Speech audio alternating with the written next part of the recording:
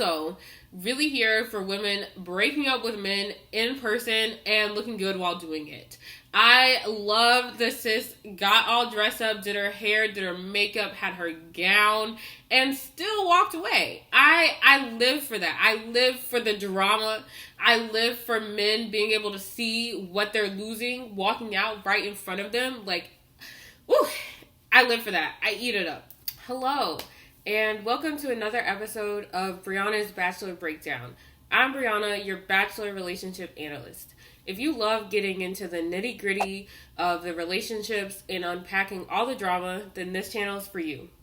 So today we're going to unpack the season finale, part 2 of Clayton season. Let's go ahead and get started. So we open up the show with Jesse pulling up to see Susie, who is still in Iceland. She seems very uncomfortable with greeting him at her door. She seems like she doesn't know what's happening, even though she's obviously mic'd and dressed with makeup on, hair done, whatever. Anyway, Jesse tells her that Clayton is still in his feelings about her. He regrets how their relationship ended and kind of broke down, and encourages Susie to go see Clayton if there's anything left in her heart for him. So she pulls up. I don't really know, why the parents had to be there. I don't know why we had to have that little mini half interaction thing. But whatever, we did. She pulls up, she meets the parents for 2 seconds, and then she and Clayton go outside to talk. And it's clear that she still has a lot of pent-up emotion from their conversation a couple nights ago. And she's basically explaining to him how she felt during that interaction, saying that she felt humiliated, she felt embarrassed, she felt like she essentially was a stray dog, and he was just shooing her away, like he couldn't get her out of the door fast enough. And honestly, that's a fair rendition of what happened. I mean, as soon as they kind of had their chit-chat and Clayton realized it wasn't going to go anywhere, he really did shut down and was like, goodbye. Like, he really did not want anything to do with her at that point in time. So I completely understand how she's feeling and the way in which she experienced that interaction. And Clayton, he hears all this, he receives all this, and then he launches into his plea for her back. And he's just like, you know what? I regret everything I said. I didn't mean anything that I said. And when I lost you, I lost everything. I just want to pause for a second because at this point, I'm still mind blown. I think just as much as Susie is, and trying to wrap my head around the fact that she is the one for him. I really spent this whole season thinking it was going to be Rachel at the end. I'm pretty sure everyone did. I think it was clear that he liked Susie, but I just didn't know that it was that deep. I really did not know that he felt this way about her. But apparently he does. So Susie at this point in time tells him, that she cannot give a response. She needs some time to think over everything. And I think that's a really fair reaction. I mean, she's dealing with a lot. They just had a really dramatic breakup. She thought it was over for good. She was never going to see this man again.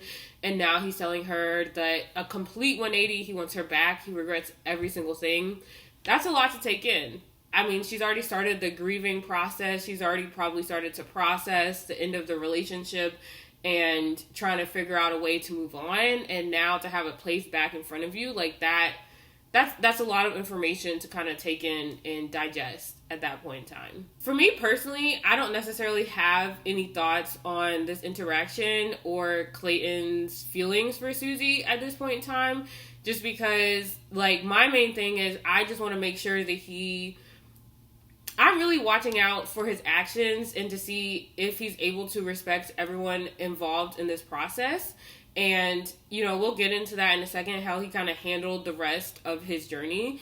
But my thing is, if you feel how you feel, if you feel like it's Susie, you can't really control that. So if that's who you need to go after, you need to pursue that. And for yourself, you need to know that you gave it every chance that you possibly could. Then that's what it is. I don't feel any type of way about it. Because again, I personally don't think he necessarily did her wrong. Of course, he could have handled that argument better, and he should have, but I don't think it's something that he can never, ever come back from. So watching this at this point in time, I'm just kind of okay, Clayton is doing what he feels like he needs to do. This is his business, and he's acting on it. One thing I did appreciate from him in this scenario was respecting Susie's need for space. I liked that he didn't pressure her into an answer, and I felt like that's really what exacerbated and heightened the argument that they had at their fantasy suite state, because for him, like, personally, it was such like a do or die situation, and there was also a lot of pressure from the show. It was kind of like either you forgo your separate rooms tonight and move forward in this journey as a couple, or you don't and you go home and that's the end of your time on The Bachelor. You know, like there's it's in or out, black and white, and I like that since this is such an untraditional kind of path to finding love on this show, like we've never really seen this before. The show doesn't really have any pre-imposed like milestones. There's nothing that you're necessarily like, okay, you have to get to this certain point or take this type of action in your relationship in order to move on to the next phase of the journey. So I like that it's more of a low pressure environment to allow her to make the decision that she needs to make. So then Clayton wheels himself around, puts himself in his car, and pulls up to the hotel with Gabby and Rachel and hosts a group breakup session. This man, here's my thing. He does not seem to possess the ability. Let me take that back. I was about to say he does not seem to possess the ability for self-reflection. But I'm going to correct myself and say that he has selective self-reflection abilities, because it's clear that he sat back and thought about Susie and said, this is what I did wrong, this is what I could have done better, this, that, and the third. He self-reflected on that, but he doesn't have he chooses not to self-reflect when it does not serve him. And that's really alarming, because obviously the rose ceremony the other night was horrible. It was a disaster. That was one of the worst rose ceremonies I've ever seen. I think partly because of the news he delivered, there's no getting around that, but also partly because he made it a group seminar session, and it never seemed to cross his mind. He never sat down and thought about, hey, like, that was really hurtful for these two women that I claim that I'm in love with. If I have equally as bad news to deliver to them today, what can I do to make sure to protect them as much as possible? None of that occurred to him. And that was just super frustrating to watch.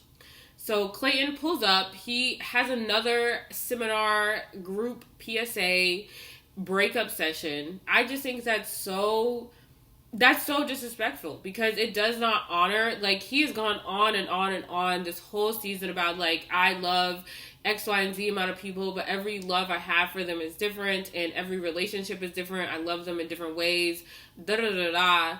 And to sit there and just lump them together and just do a group breakup together just negates all of that. If they're different relationships, if you see them as different people in your eyes, then they deserve different breakups, because you'd have different ways of presenting that information to them. You'd have different things that you kind of want to talk through with each of them, but it clearly doesn't matter. Those relationships are clearly not as impactful as he's saying they are, and they're not as unique and genuine as he's saying they are. So, you know, it is what it is at this point, but I just wish that he had a little more tact and discretion in his actions. But he doesn't. So he comes in, he tells them the news. Gabby, for one, she has heard enough. She is done, and I don't blame her. She gets up, she walks away, she says, yep, that'll do it. You don't have to worry about me. That little, like, TikTok sound or whatever. And, I mean, period. Like, what else is there to say? So Clayton chases after her, and he's just kind of wanting to talk everything out. But, you know, this is Gabby's time to talk. And she calls him out for a number of different things. She calls him out for begging her to stay for the wrong reason. Because I said this in my video previously yesterday, that it seemed as though when she was trying to leave the rose ceremony a couple of nights ago, his reason, it seemed as though his motivation of asking her to stay was coming from a place of fear and like, I don't want to be just down to one person. Like, I don't want you to leave because I don't want to feel rejected, as opposed to, I really want you in particular, Gabby, to stay so that we can explore this specific unique relationship. Like, it does not seem like it was the latter. And Gabby is seeing right through that right now. And she's identifying, okay, well, you said all this stuff and it clearly meant nothing to you then and it means nothing to you now. And your pride was hurt. And I mean, my thing is like, he's sitting here saying that he's apologizing, he's sorry, but he's not apologizing for the right things. He's not apologizing. He's not admitting. He's like, oh, I accept every single thing. I accept all my responsibilities, whatever. But he's not.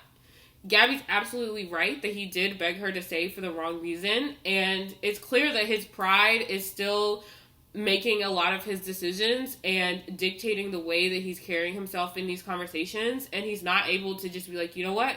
You're right. It was wrong of me to ask you to stay then. It wasn't coming from the right place. He wasn't here for the right reasons. And that's what it is. But he could not bring himself to do that. And she also says, she calls him out that, you know, she wanted to leave the other night and that would have been on her terms. But now he wants her to leave and it's on his terms. And so therefore it's easier for him. And again, she's absolutely right. Like, he was just absolutely beside himself at the rose ceremony. Like, he was just, he was about to cry, it seemed like the whole time. Like, he just did not know where to go, what to do. But now that he's made his mind up, it's so easy for him to just cast Gabby and Rachel aside. And that just begs the question of, like, did he really love these women? I'm sure he cared for them deeply, and it seems as though he really thought he was in love, but he's not behaving as though he was actually in love, because even if you decide that someone out there is better for you, if you really love someone, that's still going to be a hard breakup for you. Even if you know that you're moving on to who you consider to be your person, like, you're still going to be grieving what was supposedly a really important relationship for you. And that is just not coming across in this interaction whatsoever. She also calls him out for his group seminars, the way that he hosts these, like, meet and greet type of relationship breakup conversations. I've already said my piece on that, and I'm glad that she identified that as well. And then lastly, she calls him out for not protecting the people that he supposedly claims to love. And I think, obviously, everyone who signs up for the show knows what it is, knows that, like, you can and most likely will get hurt in this process because only one person is going to come out as the winner in the end. And that's fine. Like, I think everyone's prepared for that. I think both Gabby and Rachel were prepared for the fact that it could have been one of them too. Like, Gabby was like, well, it could be Rachel. And I think she was prepared for that news. But neither of them were prepared for the news that it could have been Susie, because they thought that chapter was done and closed. And I think that's what makes it even more hurtful, that it's like both of them really had no reason to stay. And so I don't think they're necessarily mad that they got hurt. I think they're mad that Clayton is not engaging in harm reduction. Like, it's fine. It's fine. He doesn't have to choose them. Like, that's okay. But he also didn't need to just whip them around and drag them up until this point and go for them and take it back and, like, do all this extra stuff in the meantime. Like, there's absolutely no need for that. Like I said in my last video, he just needed to sit down, figure out what he wanted long before this, so that he's not just dragging along these two hearts that are all in for him, and he's just floating off of whatever pops into his mind at the moment. And then, lastly, Gabby gets in the car, Gabby leaves. But my thing is, like, where are we going, sis? Like, what's the destination? Because we're already at the hotel. Like, I feel like The Bachelor was really trying here to keep up the illusion of, like, oh, he's sending her home, da-da-da. But, like, let's drop it. Let's really relax, because she left her hotel room with no luggage, no baggage in tow to get into a car, circle around the block. Like, are we just doing a roundabout and then coming back? Like, give it up. Give it a rest. So then we cut to seeing Gabby at the live show. She does her interview with Jesse Palmer. And she basically said that watching the show back gave her the closure that she needed. And it filled in a lot of gaps for her. And I'm glad that she did get that closure that she needed and wanted. And I can totally understand how that happened for her. She also expresses that she felt misled. I think obviously the biggest episode for both Gabby and Rachel was probably Fantasy Suites, because they saw Clayton say out loud to Susie that he loves her the most. And so that was probably the most shattering episode for both of them to watch. And it also probably cleared up any confusion and sealed the deal as to why Clayton was acting so recklessly the 2 episodes that followed it. But either way, I'm glad to see Gabby doing well, looking good, stunting on us as always. And, you know, she had her conversation with Clayton. It went as I expected. I'm glad that, again, she got to say her piece and she didn't really try to eat up Clayton's apologies. And that's where we are. So then we cut back to Iceland. And we watch Rachel and Clayton's chit chat and watch him finish breaking up with her. And she basically sits down and takes him through the journey of her relationship and points out how at every single stage, at every single turn, she was the main person fighting for him. She was the main person fighting out of all the other people. And she was also the main person fighting in the relationship individually between her and Clayton. And she is just in disbelief that she has literally poured her all into this relationship and it's thankless. She's getting absolutely nothing back. And that's super tough to watch. And she's absolutely right. It just goes to show that, like, as a woman, like, you can sit there and you can hold down a man who has potential, who's building, who's in progress. Like, you can hold him down as much as you want. But at the end of the day, once he gets to where he feels like he needs to go, if he wants to leave you, he will. And he will have absolutely no problems doing that. And that's a really harsh reality. And it sucks to be in that position. And I think Rachel really just got the short end of the stick. But we see that so often happen in, like, pop culture. Like, to me, a common example that comes to mind is, like, a rapper or someone in the music, like, entertainment industry on the come up, and they might have been with one girl, like, since high school, like, holding them down, listening to all their soggy beats when they were just, like, in their mom's basement or whatever, and then they make it, they get their record deal or their first big movie scene or whatever, and then they go for people who they feel like are more, like, in their league, or who they've always wanted to go for in the first place but never paid them that attention. And I'm not saying that all aspects of this kind of trope are present here, because I don't think Susie, like, disregarded Clayton or, like, didn't pay him attention until he came up or anything like that. I just think, like, the first part of it, that, like, Rachel really held this man down, and until Clayton decided that he got what he needed out of that relationship and he was ready to move on. And that's just such a sucky position to be in. So then we cut to Rachel live at the live show doing her interview with Jesse Palmer. First of all, let me just say that her makeup, 10 out of 10. 10 out of 10. Like, I don't know what it was. Like, the eyeshadow, I think probably. Like, I have never really seen her with this much makeup. She usually always goes for the more natural, kind of, like, subdued look. But sis really said, we are stepping out tonight. We are doing all gold and we're going to look good. And she did. She did what she came to do and she really ate. And I was really here for it. So in her kind of conversation, she pretty much echoes a lot of the same things that Gabby said. Rachel says that she felt blindsided by the breakup. She thought it was going to be her at the end. And when Clayton comes out, he apologizes. He says whatever words he spits out of his mouth. And she says she doesn't believe his apology. And I'm really glad. I'm really glad that both of them are not buying this, are not, like, still affected by this man, because he's still not apologizing for the right things. He's apologizing for, like, oh, I'm sorry for, like, breaking up with you. I'm sorry for hurting you. Da da da da.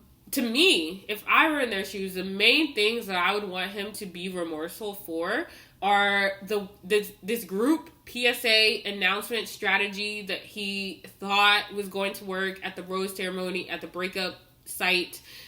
as well as misleading them about that he loves Susie the most. Like, he has not touched that piece of information, and to me, that is the biggest thing that he needs to apologize for. That is the biggest thing that he needed to reflect on and show genuine remorse for. I mean, it doesn't really matter. Like, it's not going to change his relationship with Rachel or Gabby, but they deserve that type of apology. They deserve to hear that from him. And it just shows that he's just a soggy dude at the end of the day. And he says that he experienced like 5 years of growth in 2 months. But like, you haven't, buddy. Like, it's still going. You're clearly not done because you still continuously fail to identify where you really went wrong in your actions. So then we come back to Iceland, and Clayton is ready to finish pursuing Susie. He's ready to propose to her. He goes into this like refurbished sauna ice house. I don't really know what's going on. And he's there. He's waiting for her. He's had a letter delivered to Susie, kind of just pleading his case for like the 5th time at this point. And we don't really know what's going to happen. Sis pulls up. She's looking good. Cold. Looking very frigid. But she's looking good. And Clayton again launches into his spiel. At this point, I feel like I can recite it for him. When I lost you, I lost everything. Like, I feel like we get it. We got it. We understand. Let's move on. And so he says what he needs to say. And at this point, it's kind of like one of those things like, ooh, you really had me in the first half. Actually, for multiple points along this like end of the journey. So Susie, she's kind of telling him, I hear you. I believe everything that you're saying right now. I believe that you do genuinely have these feelings for me and that you do feel bad about how everything kind of went down between us. And you can tell in his eyes, he's like, okay. And then she's like, but I can't. But I'm not going to do this right now. And watching this at this point, I really respected her decision. I supported her decision because, I mean, if you think about it, even if you still have feelings for a person, to go from essentially breaking up with them like 3 days earlier, a huge blow up fight ended up in a breakup, and then you probably have talked to them for all of like 30 minutes to an hour over the past like 3 days, to then getting engaged to them, like, that just makes absolutely no sense. Like, that's just not the type of foundation and the type of energy you want to bring into a whole engagement. And I just think that your foundation at that point is completely eroded and you can't build it back on such rocky terrain. And so I really respected, again, this is one of those points where I was like, you really had me in the first half, because I really was like, okay, it's done, it's over. She said it's over twice at this point, and that's what it is. So I was like, okay, here we are. I understand why she made this decision, and she's got to do what she feels like she needs to do. I'm also really here for women breaking up with men in person and looking good while doing it. I love the sis got all dressed up, did her hair, did her makeup, had her gown, and still walked away. I live for that. I live for the drama. I live for men being able to see what they're losing, walking out right in front of them. Like, woo, I live for that. I eat it up. And then back at the live show, Jesse's still kind of playing with us, being like, oh, someone comes back, someone reaches out to Clayton. Who do we think it's going to be? I really was got for a second. Like, I really did not know what to expect. I really thought, part of me was hoping that it was going to be Teddy, because that was a relationship that I felt like Clayton never really gave a fair chance. And I feel like they had a really good connection. And I honestly would have liked to see her in the Final Four, maybe instead of like a Serene, potentially. But here we are. So I was like, oh, maybe it's Teddy. Let's see what's going to happen. Although the rational part of me was like, it's not going to be Teddy, based on that cryptic comment that she gave at the Women Tell All. Like, if she's like, I hope you're okay. Obviously, if they were together at this point, she would know if he was okay or not. So, whatever. And then another part of me was like, what if it's Shanae? Because I feel like that also could be like the only person who would forgive him after all these shenanigans, because she's just as misguided as he is. So I didn't really know what to do. I didn't know where things were going to go at this point. So then, obviously, we pull up to the live show, and Susie walks to the door, and turns out she's forgiven him. They've talked through everything. It seems like they're back together, calling each other boyfriend and girlfriend. And she explains that she doesn't regret making the decision that she did in the moment, but that she actually feels like it helped their relationship and allowed them to kind of say goodbye to what their relationship was and start again with a new foundation. And that going away and like breaking away at that point in time and taking time apart actually strengthened their relationship and helped them get to the point where they are today. So for me personally, like, I don't really have any feelings about this one way or the other. I feel pretty neutral about it. On the one hand, I do like a good getting back together story. Like, I really like seeing just people maybe deciding that something isn't right for them at one point in time and then coming back and giving it one last shot. I'm the type of person, I don't think everything is like, unless someone like does me like super duper like wrong, like you have like thrown me off a building type of wrong, like to me, I always think there's a chance for people to change and do better and maybe rekindle something. So I don't mind that type of reconciliation. So I was feeling that on the other hand. But then on the other side of things, I was like, I also would have been completely fine if they never got back together. Like, I really would not have lost any sleep over it at night. Like, it would have made sense as well for them to kind of stay separate and continue on their separate ways. But also, we don't really know where this is going to go. Like, I think right now, I think a lot of couples that have to deal with a lot of adversity publicly, especially in a situation like this on The Bachelor where, like, no one is rooting for you, I think that kind of brings you closer together as a couple, almost in a toxic way a little bit, because it's like, oh, like, it's us against the world, like, no one understands our relationship, da da da da, and I feel like you just, like, lean so much into each other, because you feel like you're the only two who, like, really understand what you're going through and, like, really understand your love. And so I feel like they're kind of on that energy right now. And, like, Susie was like, oh, like, people root for us individually, but, like, I want them to root for us as a couple. And, like, okay, girl. Like, you're really going to have to do a lot more to, like, win back the favor of Bachelor Nation, because we just went through such a roller coaster these past few weeks. So we can't just flip the switch and be like, oh, yeah, like, let's pop the champagne for you getting back with this guy who, like, you felt humiliated by, we saw yell at you. Like, we can't just, turn back and suddenly be happy for you. So we'll have to see where this relationship goes, and if once they kind of get over that, like, it's us against the world type of phase, see what their foundation really is built on and if it can last. I'm not the type of person to, like, make predictions. I don't really know what's going to happen, so I'm just along for the ride. I'm just along to see what's going to go on, and that's where we are. So, lastly, the biggest announcement of the night, the most exciting announcement of the night, our two new Bachelorettes, Gabby and Rachel. So happy. This was another scenario in which I was like, they really got me in the first half, because Jesse kept being like, it's not Gabby. It's not Rachel. Like, okay, Jesse, okay, all right. But then he's like, it's Gabby and Rachel. And I'm just so happy. I'm so excited. I'm also concerned because I really don't want them to mess this up. I don't know how many people watch back to Caitlyn Bristow's season and remember, like, night one, they tried to do it sort of like a Caitlyn versus Britt type of scenario.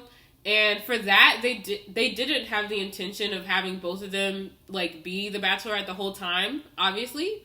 But still, the way they did it was pretty disrespectful to Britt, or, like, just in general, whoever would have not been chosen by the guys. Like, that was pretty much a slap in the face. And so I really hope the producers don't fumble the bag like that again for this type of season. And I think it could work if they kind of take notes. I don't know how many people out there have seen Pauly and Vinny from Jersey Shore. They had their own Bachelor style, like, dating show in 2021 and 2020, like, Double Shot of Love. And I thought it worked. It was kind of one of those situations where the girls come in, they see who they're vibing with, and then they kind of, it's up to the contestants to pretty much be in either Polly's camp or Vinny's camp, and everyone's kind of like living together and like doing all these group dates and activities together and stuff, but like both the girls and the guys kind of have an understanding of like who each person is pursuing and going after. So like I think if the show takes notes from them, that type of show, as well as if we go all the way back to like the 2000s, how many people out there remember Real Chance of Love? I think it's the same type of setup as Polly and Vinny's type of show. Like the girls kind of come in, see what's going on, who they're vibing with, and then after the first like 2 or 3 episodes, they kind of stake their claim on like, I'm going after Chance or I'm going after Real. And they even like Polly and Vinny did it more of like just a general elimination ceremony. Like, okay, we're just eliminating X, Y, and Z girls this week. But Real and Chance did it kind of like the like more Bachelor style in terms of like, we're gonna give you this chain to signify that we want you to continue on in this journey with us. But you either got a chain from Chance or a chain from Real. And then if you didn't get a chain from like either of them, you didn't go on. And so I think if The Bachelor does their research and looks into how these 2 shows did it, I think it could work. It's been done before, so I don't think it's like the worst idea in the world. They just really have to play their cards right. And I would hate for 2 people as wonderful as Gabby and Rachel to kind of be screwed over. I'm really excited for them. I'm really rooting for them to have a good season where they both come out of it with like the love of their life. And the ball is really in the court of the producers at this point. And that pretty much takes us to the end. So I just want to say a big, huge thank you to everyone who's been watching and following along with me up until this point in time. I'm so happy to see my community growing and to see all the love that you guys show me in the comments and with your views and your subscriptions. Like, it really means a lot to me. And I'm so happy and so excited to be on this journey with you all. I will be taking a little hiatus because I'm not creative and I don't really have any ideas of videos to do like while the show was not airing. So The Bachelorette, I saw, will be back on July 11th. So unless some sort of like idea comes back to me, that's probably when I'll be back as well. But I can't wait to catch back up with you guys and see what's going on with Gabby and Rachel.